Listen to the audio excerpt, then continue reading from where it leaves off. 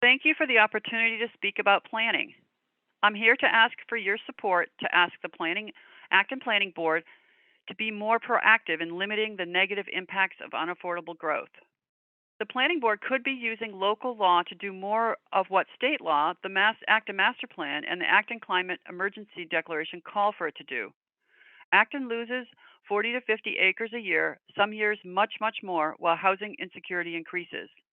I hope you stand with me to call on the Acton Planning Board to be more proactive in using the authority it has to reduce the amount of land destroyed, minimize the burden on town infrastructure, ensure environmental justice and affordability, reduce the carbon impact of new building, and protect water, biodiversity, historical and archaeological relics, in summary, to protect the built and natural environment.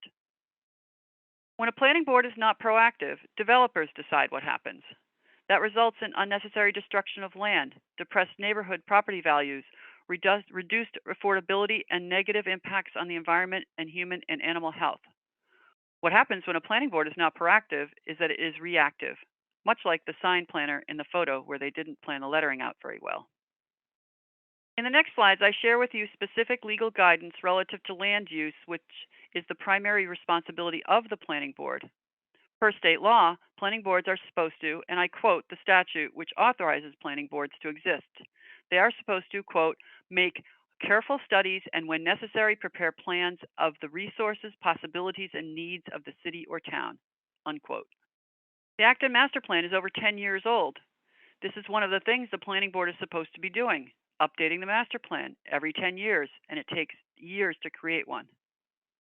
Anyway, the existing master plan's executive summary, the first priority listed, quote, preserving the rural and historic characteristics of the town, and it calls for Acton to maximize open space and minimize developed land.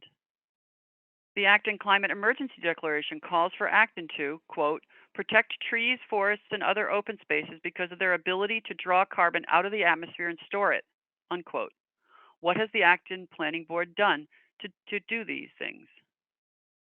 From a study that Ipswich conducted examining what planning boards across the state do, responsibilities of planning boards include studying resources and needs, particularly conditions affecting public welfare and safety relative to land use and development, following the master plan and related processes to plan and make recommendations for land use with special attention to the proper housing of its inhabitants, overseeing subdivisions and administration of the subdivision bylaw, along with numerous special permits required by the town's zoning bylaws to ensure they meet the goals of the master plan, writing zoning bylaws and proposing changes to the Acton zoning bylaw, which must be approved at town meeting. The Acton Planning Board can both directly propose zoning bylaw changes to town meeting on its own, and it can recommend Acton bylaw changes to the Select Board.